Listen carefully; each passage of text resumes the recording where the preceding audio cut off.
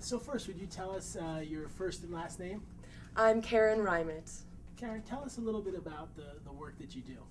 Well, my main modality that I use is hypnotherapy, but I also do something called equine experiential learning, which is working with horses to kind of bring out the hidden dynamics that people have, whether it's in a group setting or perhaps even individually. But you can really get to relate to see how the animals are reacting, and they tend to be mirrors of our own dynamics, so it's very interesting work. So if someone were to go and do this equine therapy, what does it actually consist of? It has horses, and tell us a little bit about it. Okay, sure.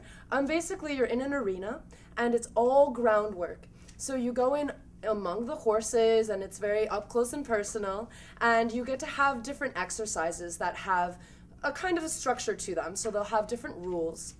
And, we'll make sure that everyone's clear on it. Sometimes we'll give each person a little bit of a different objective, so you won't necessarily know what the other person's objective is. A lot of times there'll be rules such as no talking.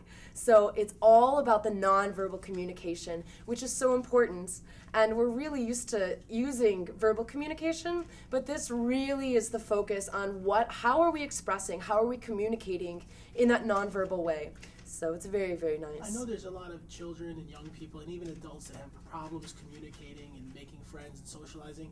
Does this type of therapy help them with that, and how would it help them? Oh, it's so beneficial for that, yes. You're able to kind of see how another living thing reacts to you, whereas it's sometimes a little bit hidden with humans. We really get stuck in our conscious mind. We get stuck on our logic, our rationalization.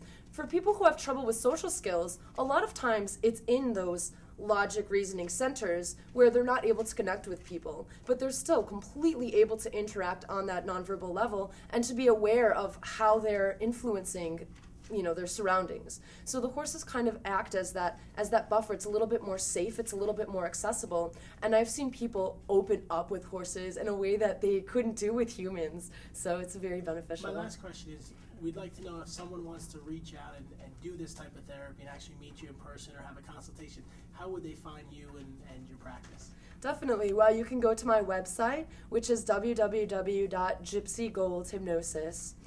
You can also call me. My number is on the website, or email me. And I would be happy to give a phone consultation and have people come and visit me and see the work. Great. Thank you for sharing about your practice. We look forward to hearing you speak tonight. Thank you so much.